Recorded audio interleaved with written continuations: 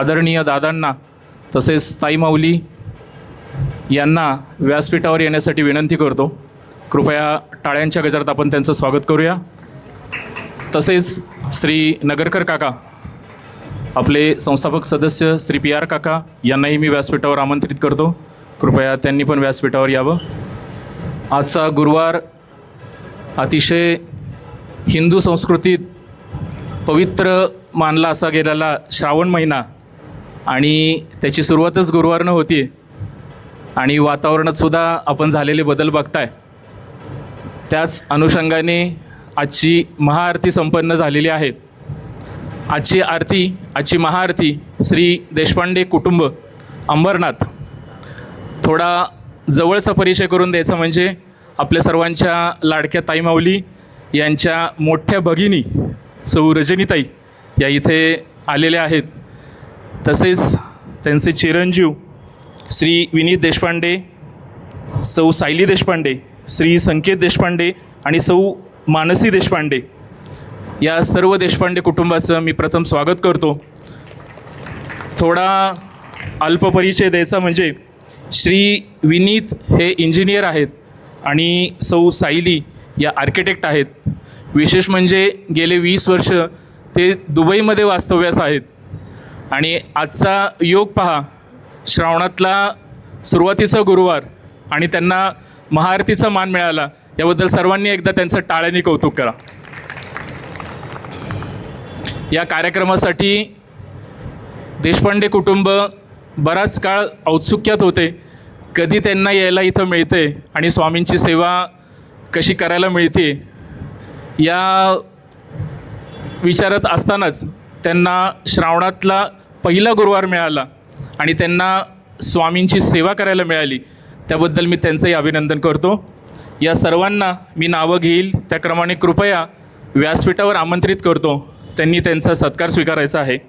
श्री विनीत देशपांडे आणि सौ सायली देशपांडे, कृपया आपण व्यासपीठावर यायचे. श्री संकेत देशपांडे, सौ मानसी देशपांडे, आपला मान स्वामींचा प्रसाद आदरणीय दादांच्या हस्ते स्वीकारायचा आहे. श्री स्वामी समर्थ महाराज की जय.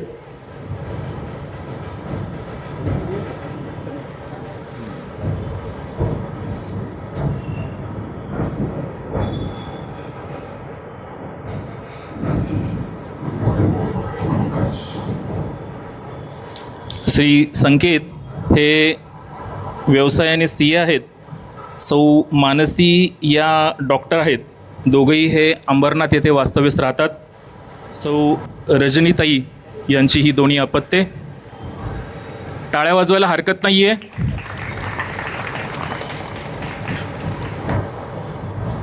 पुढील 2 नावे मी घेतोय. श्री मोरेश्वर ज्ञानेश्वर शेडगे व सौ तेजू मोरेश्वर शेडगे हे खास चिंचवडहून इथे आलेले आहेत. कृपया त्यांनीही व्यासपीठावर यायचे, स्वामींचा प्रसाद स्वीकारायचा आहे.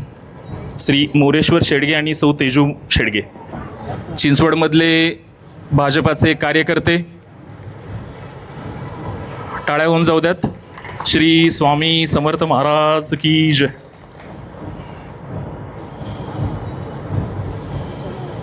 श्री बाळासाहेब पाटील व सौ मोनिका पाटील हे सुद्धा दुबईस वास्तव्यास असतात. आज टाळ्या का बरं वाजत नाही आहे? ढोलाचा आवाज आहे म्हणून का? एकदा जोरदार होऊन जाऊ द्या. भक्त संख्या आपली भरपूर आहे, सगळ्यांना कळू द्या कार्यक्रम जोरात चाललेला आहे ते. धन्यवाद. श्री स्वामी समर्थ महाराज की जय. पुनश्च एकदा देशपांडे कुटुंब, शेडगे कुटुंब आणि पाटील कुटुंबाचं या ठिकाणी हार्दिक स्वागत करतो. आपल्याला आजच्या क्षणी महाराजांची आरती मिळाली हे आपलं थोर भाग्य आहे.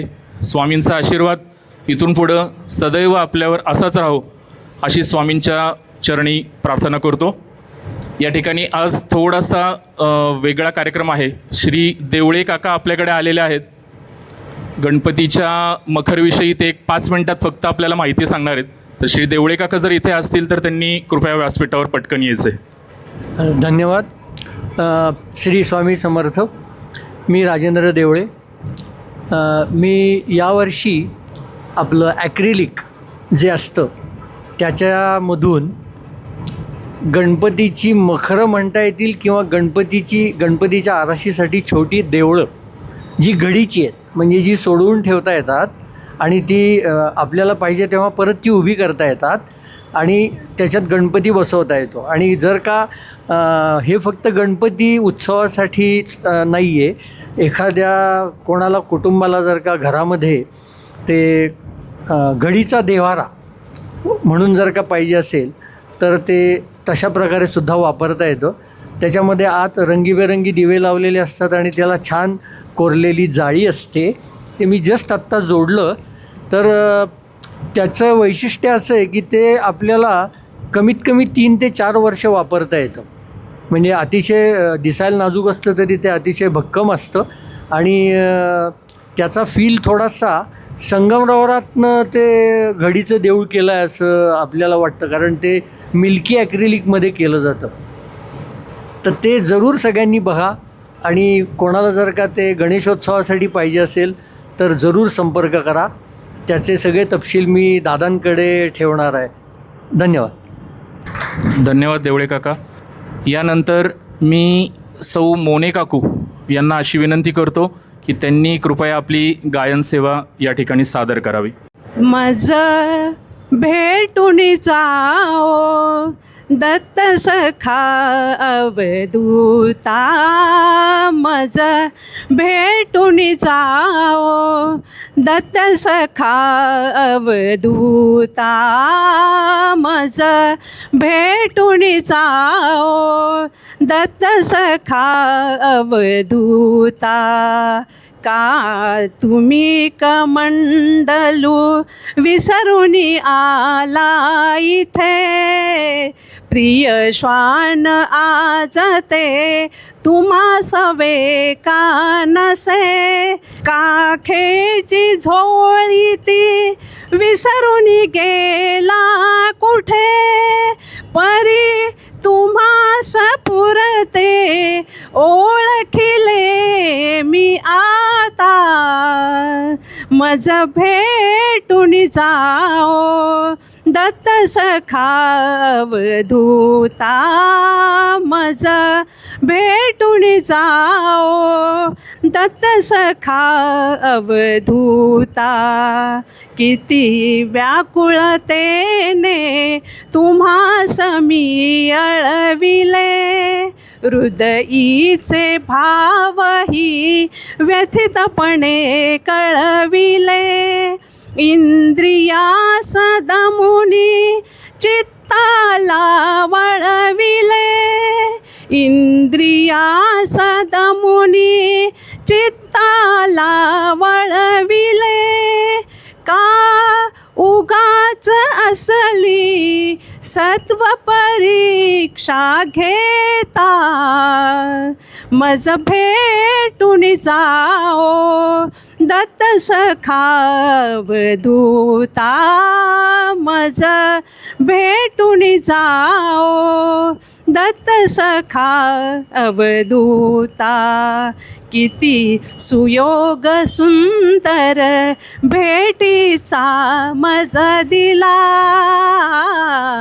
नाही योग तुमचा कधी घडावा मला, सर्वस्व भाव मी चरणी तव वाहिला, सर्वस्व भाव मी चरणी तव वाहिला, मन रंगून गेले गुरुराया आता, मज भेटून जाओ दत्त सखा अवधूता, मज भेटून जाओ दत्त सखा अवधूता.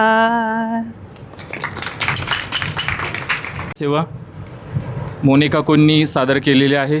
साक्षात श्रावण सरींनी सुद्धा हजेरी लावलेली आहे. त्यामुळे महाराजांनी आपली सेवा स्वीकारली आहे असं म्हणायला काही हरकत नाही. आदरणीय दादांना विनंती करतो, कृपया त्यांनी आपलं प्रबोधन सादर करावं. आदरणीय दादा. श्री स्वामी समर्थ. आपण सामुदायिक जप पहिला घेऊ. इच्छित दाता सकल कार्य सिद्ध करता सकल दुःख हरता श्री स्वामी समर्थ नमो नमः स्वाहा. इच्छित दाता सकल कार्य सिद्ध करता सकल दुःख हरता श्री स्वामी समर्थ नमो नमः स्वाहा. इच्छित दाता सकल कार्य सिद्ध करता सकल दुःख हरता श्री स्वामी समर्थ नमो नमः स्वाहा. इच्छित दाता सकल कार्य सिद्ध करता सकल दुःख हरता श्री स्वामी समर्थ नमो नमः स्वाहा. इच्छित दाता सकल कार्य सिद्ध करता सकल दुःख हरता श्री स्वामी समर्थ नमो नमः स्वाहा. इच्छित दाता सकल कार्य सिद्ध करता सकल दुःख हरता श्री स्वामी समर्थ नमो नमः स्वाहा. इच्छित दाता सकल कार्य सिद्ध करता सकल दुःख हरता श्री स्वामी समर्थ नमो नमः स्वाहा. इच्छित दाता सकल कार्य सिद्ध करता सकल दुःख हरता श्री स्वामी समर्थ नमो नमः स्वाहा. इच्छित दाता सकल कार्य सिद्ध करता सकल दुःख हरता श्री स्वामी समर्थ नमो नमः स्वाहा. इच्छित दाता सकल कार्य सिद्ध करता सकल दुःख हरता श्री स्वामी समर्थ नमो नमः स्वाहा. इच्छित दाता सकल कार्य सिद्ध करता सकल दुःख हरता श्री स्वामी समर्थ नमो नमः स्वाहा. इच्छित दाता सकल कार्य सिद्ध करता सकल दुःख हरता श्री स्वामी समर्थ नमो नमः स्वाहा. इच्छित दाता सकल कार्य सिद्ध करता सकल दुःख हरता श्री स्वामी समर्थ नमो नमः स्वाहा. इच्छित दाता सकल कार्य सिद्ध करता सकल दुःख हरता श्री स्वामी समर्थ नमो नमः स्वाहा. इच्छित दाता सकल कार्य सिद्ध करता सकल दुःख हरता श्री स्वामी समर्थ नमो नमः स्वाहा. श्री स्वामी समर्थ. आता श्रावणच मगाशी आशिषनी सांगितलं, श्रावण महिनाच आहे, थोडंसं येणार, पाऊस येणार, थांबणार, येणार, थांबणार. आणि जर का मागचे 1-2 प्रबोधनं आपण कोणी ऐकली असेल की देवशयनी एकादशी तेव्हापासून सृष्टीचा कारभार, त्याचा जो नियंत्रक आहे तो बदलला जातो. देवशयनी एकादशी म्हणजे देव त्याला झोपतात. आता देव म्हणजे कोण की प्रत्यक्ष महाविष्णू, जो पालनकर्ता आहे तो. आता तो झोपणार म्हटल्यानंतर कोणीतरी कारभार चालवायला पाहिजे. राज्य आहे संपूर्ण जगाचं जे राज्य आहे कोणीतरी चालवायला पाहिजे. तो अधिकार, तो कारभार जातो महादेवांच्याकडं. आता झोपतात म्हणजे आपण शब्दाचा अर्थ घेऊ नका. झोपतात म्हणजे त्यांची जी ध्यानधारणा, योग निद्रा जी आहे, योग निद्रेमध्ये त्यांना त्यांचंच बळ वाढवायचं असतं. मग ते तपश्चर्या, विष्णू तपश्चर्या कोणाची करतात तर शंकरांची करतात. शंकर कोणाची करतात? महाविष्णूंची करतात. हा जो अधिकार बदल झाल्यानंतर येणारा महिना आहे जो श्रावण महिना, आता पहिलाच महिना, त्याच्यामध्ये आपण बघितलं असेल की शंकर पूजन किंवा शंकराच्या सेवेला खूप महत्त्व दिलं गेलेलं आहे. त्याच्यामध्ये तुम्ही रोज 108 नामावली आहे किंवा मृत्युंजय मंत्र आहे, काल भैरवाष्टक आहे. अगदीच काही नाही जमलं तर फक्त ओम नमः शिवाय हा एक जप, एक माळ, ह्या महिनाभरामध्ये जेवढं शक्य आहे तेवढं शंकराच्या मंदिरात दर्शन, आपल्या घरी शंकराची पिंड असते त्या पिंडीवरती समजा जलाभिषेक रोज 5 मिनटं लागतात फक्त त्याला. कुठलाही मंत्र येत नसेल तरी फक्त ओम नमः शिवाय एवढं करून जर का आपण 6 पाळ्या पाणी घालायचं फक्त त्या पिंडीवरती तरीसुद्धा तो अभिषेक संपन्न होतो. हा संपूर्ण श्रावण महिना त्याच्याच करता की आता जो कारभार त्यांनी सांभाळलेला आहे त्याच्या शुभेच्छा म्हणा किंवा आपल्यापर्यंत त्यांनी आता आपल्याकडं पण लक्ष द्यावं. ह्या महिन्यामध्ये आपण तुझी भरपूर सेवा करतो, त्या सेवेच्या बदल्यात तो जी मनोकामना असेल, आता लघुरुद्र म्हणा किंवा महारुद्र जे आपण करतो त्याच्यामध्ये तेच दिलेलं असं की तुम्ही काय काय करताय सांगायचं आणि त्याच्या बदल्यात तुम्हाला काय काय हवं आहे ते मागायचं असतं. महादेवांच्याकडे ते मागायचं, ते देतात. फक्त ह्या सेवा जसं आपल्याला होईल त्या पद्धतीने करत राहणं, म्हणजे उगाच आपल्या आवाक्याच्या बाहेर कुठलाही संकल्प न करता आपली शारीरिक परिस्थिती बघा, शारीरिक ताकद बघा. ज्यांना खाली मांडी घालून बसता येत नाही त्यांनी खुर्चीवर बसावं, पण पायाखाली त्याला आसन जरूर घ्यावं. जेवढं शक्य असेल तेवढीच संकल्प तेवढाच करायचा. 1 माळ तर 1 माळ, नाहीच जमलं 5 मिनटं तर 5 मिनटं, फक्त ते करताना खूप मनोभावे करा. ती सेवा नक्कीच शंकरापर्यंत पोचते. आपला आजचा जो महाप्रसाद आणि आरतीचा जो सोहळा सगळा संपन्न झालेला होता, तर त्याचे जे मानकरी आहेत त्याच्यामध्ये 2 जणी डॉक्टर आहेत.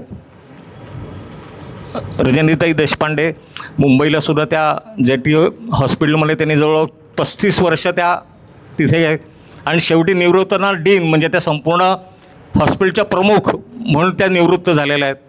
आणि डॉक्टर मानसी नाईक आता हा एक युवा आणि एक ज्येष्ठ एकाच घरात असे 2 डॉक्टर असल्यामुळं आजची गोष्ट सांगतो ते डॉक्टरांच्या संदर्भातच सांगतो.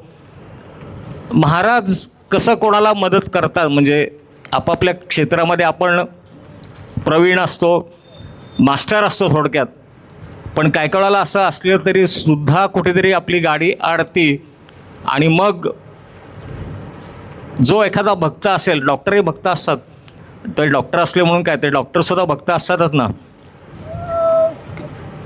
एखादं गाव आपण म्हणू, गाव शहर असं म्हणता येईल अशा पद्धतीचं गाव म्हटलं तर संपूर्ण विकसित नाही, म्हटलं तर पूर्ण खेडेगाव नाही, अशा गावामध्ये एखाद दुसरं हॉस्पिटल असतं, तिथे डॉक्टर स्वामी भक्त असतात. आता त्या गावामध्ये त्या दवाखान्यात कायम गर्दी, कारण असं एखाद दुसरा दवाखाना असेल तर कायम तो भरलेला असायचाच. काही ना काहीतरी वेगवेगळे तिथले रोगी आलेले असतात, अपघात झालेले असतात, काही ना काही करून तिथे प्रचंड गर्दी. रोज डॉक्टर त्यांच्या कामामध्ये व्यस्त, पण एकच सकाळी घरातनं बाहेर पडताना व्यवस्थित स्वामींची पूजा करणार, जप करणार. दवाखान्यामध्ये स्वामींचा फोटो असतो, त्यांच्या दवाखान्यात गेल्या गेल्या त्या फोटोला उदबत्तीवर ओवाळायचं. जर का काही शस्त्रक्रिया करायची वेळ आली तर विशेष प्रार्थना करून मगच त्या ऑपरेशन थिएटर म्हणतो आपण त्याच्यामध्ये जाणार. ते यश 100%. एक असा प्रसंग घडतो एकदा, त्या बाजारामध्ये बाजार भरलेला असेल, आपण गावाकडं बघतो बऱ्याच साला की बाजार असतात, बाजाराचा दिवस असतो. एखाद समजा शनिवारी एखादा बाजार असतो, कुठले शुक्रवारी असतो, कधी रविवारी असतो, कुठल्याही दिवशी आपण समजा आता डोळ्यापुढे ना बाजार भरलेला आहे, सगळीकडं गर्दी आहे, छोटे मोठे व्यावसायिक रस्त्यावर बसलेले आहेत आणि त्या गर्दीतनं एक गरोदर महिला 7वा महिना असेल, काही खरेदीला आली असेल म्हणा काय, ती अशी चालत असताना समोरच्या गर्दी एकदम पांगापांग होती. सगळी भीतीने एकदम ती लोकं पळत सुटतात. समजत नाही काय होते, ती लोकं पळत बाजूला झाली. समोर एकदम बघते तर एक रेडा उधळलेला असतो आणि तो एकदम समोर तिच्या आलेला तो, त्या गर्दीमुळे पहिलं तिला दिसलेलं नसतं काय झालं ते, आणि तो रेडा तिला ढुशी मारतो पोटामध्ये. 7वा महिना सुरू आहे, पोटात ढुशी मारल्यानंतर ढुशी मारून तो शिंग परत बाहेर काढतो. ते आणखीन जास्ती धोकादायक. ती तिथंच महिला कोसळती, खाली रक्ताची धार लागती. ताबडतोब तिला उचलतात सगळेजण, दवाखान्यामध्ये आणतात. 7व्या महिन्याचं 7 महिने जे स्वप्न बघितलं त्याच्या अगोदर लग्न झाल्यानंतर 5 वर्ष अपत्य नाही म्हणून वेगवेगळे नवस सायास केलेले, उपास केलेले, पूजा केलेल्या, आणि आता 7व्या महिन्यात हा प्रसंग घडला. त्या स्त्रीची शुद्धीवर असते ती, पण तिच्या डोळ्यातनं पाणी काय थांबत नाही. तिच्या घरच्यांना बोलवलं जातं. परिस्थिती अशी आहे, आता काय करायचं, बाळ वाचवायचं आहे का बाईंना वाचवायचं. घरची सगळी लोकं येतात, नवरा पण एकदम हताश, सासू सासरे, सासूबाई रडतायत की आम्ही इतके वर्ष वाट बघितली आणि आता ही वेळ आली तर देवाने असं कसं केलं. पण काही झालं तरी आता कोणातरी एकाला वाचवायला लागणार आहे. डॉक्टर म्हणतात मी प्रयत्न करतो, दोघांना कसे वाचतील बघू आपण, रक्त तर खूप गेलेलं आहे. ते म्हणतात नाही, आमचं बाळ नाही वाचतं तरी चालेल, तुम्ही फक्त आमच्या सुनेला वाचवा. तर डॉक्टर म्हणतात की माझं प्रयत्न करणं तर माझं कर्तव्य आहे, मला माझं कर्तव्य करू देत, जमलं तर मी दोघांनाही वाचवायचा प्रयत्न करतो. जे माहिती असेल आता सगळ्यांच्या सह्या वगैरे घेतल्या जातात, परवानगी आहे, शस्त्रक्रिया करावी लागेल म्हटल्यानंतर आतमध्ये घेतात, भूल दिली जाते आणि स्वामींचं नाव घेऊन डॉक्टर ते ऑपरेशन सुरू करतात. पोटाला छेद दिल्यानंतर जे गर्भाशय असतं, ते गर्भाशय त्याचे स्नायू खूप जाड असतात, पण त्या गर्भाशयातनं बाळाचा हात बाहेर आलेला असतो, चिमुकला हात बाहेर आलेला. तर तो हात जर का आपण आतमध्ये ढकलला आणि गर्भाशय शिवलं तर आपलं ही शस्त्रक्रिया यशस्वी झाली. पण हात काही केल्या आतमध्ये जात नाही. डॉक्टर पराकाष्ठा करत असतात, कपाळावर घाम जमा झालेला असतो, स्वामींचा जप सुरू असतो. महाराज म्हणतात काहीतरी मला इथनं कोणतरी मार्ग दाखवा, कसं करायचं हे, मी अडलो आता या ठिकाणी. बघता बघता हात हळूहळू निळा काळा पांढरा पडतो. पांढरा पडल्यानंतर डॉक्टर खूप घाबरतात, कारण जेव्हा हात पांढरा पडतो तेव्हा बाळाची हालचाल थांबली हे ग्राह्य धरलं जातं. बाळ तर आता हातातून चाललं आहे, कमीत कमी ती महिला तरी वाचली पाहिजे म्हणतात. अंतर्मनातनं हाका मारतात महाराजांना, आता एक क्षण तुम्ही मला फक्त काहीतरी बुद्धी द्या, माझ्यातून काहीतरी करून घ्या. मनात केलेली प्रार्थना. वॉर्डबॉय तिथे असतात बघा, बऱ्याचशा मदतीला त्या लोकांना, त्यातला एक वॉर्डबॉय असतो, वयस्कर असतो, त्याला दारूचं व्यसन असतं कायम. तो जरी काम करत असलं तरी पहिलं दारू प्यायल्याशिवाय काम सुचायचं नाही त्याला. आपण चित्रपटात बघतो बऱ्याच वेळेला असं एखादं पात्र दाखवतात की दारू न पिता तो काहीच काम करत नाही, पण दारू प्यायली की चांगलं काम करतो. त्या पद्धतीने तो वॉर्डबॉय, तो म्हातारा मनुष्य, त्याला मामा म्हणायचे, तो सगळं बघत असतो काय काय चाललंय काय काय नाही. तो म्हणतो डॉक्टर मी एक उपाय सांगू का. आता बुडत्याला काडीचा आधार म्हणतात त्याप्रमाणे बोल बोल म्हणतात, काय करायचं. तो म्हणतो एक काम करा सोपं, सुई गरम करा आणि त्या बाळाच्या हाताला चटका द्या. आता बघू म्हणतात, हा एक प्रयत्न, सगळे प्रयत्न थकलेत आपले. सुई चांगली गरम केली जाते. आता डॉक्टर जरी असला तरी बाबा त्या लहान बाळ आहे त्याच्या हाताला चटका द्यायचा, कुठेतरी मनात त्याच्या धाकधूक असते, पण ते सुई पकडतात, त्या हाताला चटका दिल्याबरोबर हात आतमध्ये जातो एकदम झटकन. तो हात आतमध्ये गेला की मग सगळेजण सुटकेचा निश्वास सोडतात आणि मग ते गर्भाशय शिवून दोघंही, बाळ पण वाचलंय, बाई पण वाचलेली आहे. पण हा जो प्रसंग घडला त्याच्याकरता 2 ते 3 तास जे गेले त्यांचे, जेव्हा ते स्वामींचं स्मरण करत होते, महाराज स्वतः तिथे आले नाहीत, पण त्यांनी त्या वॉर्डबॉयला ती बुद्धी दिली की त्याला आता हे सांग असं. म्हणजे कुठे ना कुठेतरी आपण जर का विश्वास टाकला तर कुठल्याही अडचणीच्या काळामध्ये कुठल्याही रूपाने महाराज मदत करतात.